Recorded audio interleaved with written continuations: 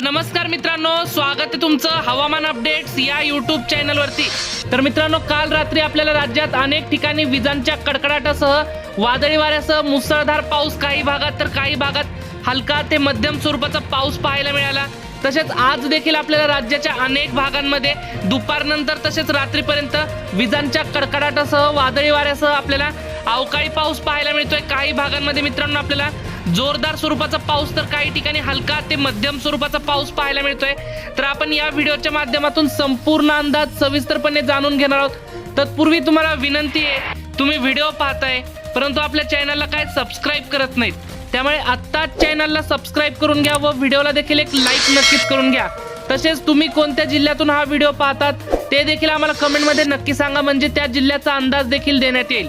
तर आपण जसं की स्क्रीनवरती बघू शकताय, आज दुपारनंतर तसेच रात्रीपर्यंत आपल्याला राज्यात मराठवाड्यात आपल्याला छत्रपती संभाजीनगर, जालना, नांदेड, परभणी, हिंगोली, बीड, लातूर, धाराशिव या मराठवाड्यातील 8ही जिल्ह्यांमध्ये आपल्याला भाग बदलत मध्यम ते जोरदार स्वरूपाचा पाऊस पाहायला मिळतोय। आपल्याला छत्रपती संभाजीनगर, पैठण, गंगापूर, वैजापूर या भागात आपल्याला जोरदार स्वरूपाचा पाऊस पाहायला मिळतोय। फुलंब्री, कन्नड, भोकरदन, जाफराबाद, देऊळगाव राजा, जालना या ठिकाणी आपल्याला हलका ते मध्यम पाऊस पाहायला मिळतोय। छत्रपती संभाजीनगरच्या आसपासच्या परिसरात आपल्याला जोरदार स्वरूपाचा पाऊस आपल्याला पाहायला मिळतोय। तसेच बीड, माजलगाव, परळी, केज, कळंब, लातूर, उदगीर, अहमदपूर, देगलूर, निजामाबाद, निलंगा, धाराशिव, औसा या भागांमध्ये आपल्याला जोरदार स्वरूपाचा पाऊस आपल्याला पाहायला मिळतोय। तसेच काही ठिकाणी आपल्याला गारपीट देखील या ठिकाणी पाहायला मिळेल। तसेच विदर्भाचा विचार केला तर विदर्भात देखील आपल्याला अकोला, अमरावती, नागपूर, भंडारा या भागात आपल्याला मध्यम ते जोरदार स्वरूपाचा पाऊस पाहायला मिळतोय। तसेच खामगाव, अकोला, चिखली, वाशिम, कारंजा, अमरावती या ठिकाणी आपल्याला जोरदार पाऊस पाहायला मिळतोय। अमरावतीच्या काही भागातच आपल्याला पाऊस पाहायला मिळतोय। तसेच वर्धा, नागपूर, भंडारा, गोंदिया, उमरेड, देसाईगंज या ठिकाणी आपल्याला वादळी वाऱ्याचं प्रमाण जास्त पाहायला मिळतंय। या ठिकाणी आपल्याला हलका ते मध्यम स्वरूपाचा पाऊस पाहायला मिळेल।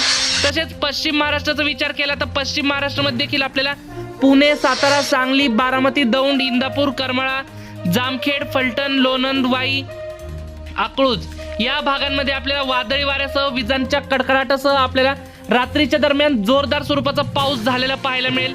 तसेच आपल्याला कोकण पट्ट्यामध्ये देखील पावसाची शक्यता पाहायला मिळते। कोकण पट्ट्यामध्ये आपल्याला मुंबई, ठाणे, पालघर या भागांमध्ये हलका ते मध्यम पाऊस पाहायला मिळेल।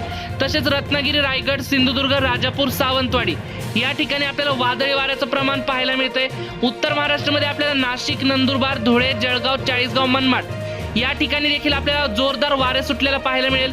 दिवसभर आपल्याला या ठिकाणी ढगाळ वातावरण पाहायला मिळेल। रात्रीनंतर नंदुरबार, धुळे, जळगाव, मालेगाव, धुळे, साक्री या भागात आपल्याला पावसाला सुरुवात झालेली पाहायला मिळेल।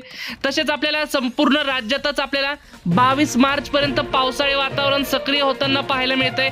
तर मित्रांनो, ही होती हवामानाबद्दल एक छोटीशी माहिती आवडल्यास आपल्या चॅनलला सबस्क्राइब नक्की करा। धन्यवाद। तर भेटूयात पुढच्या व्हिडिओमध्ये।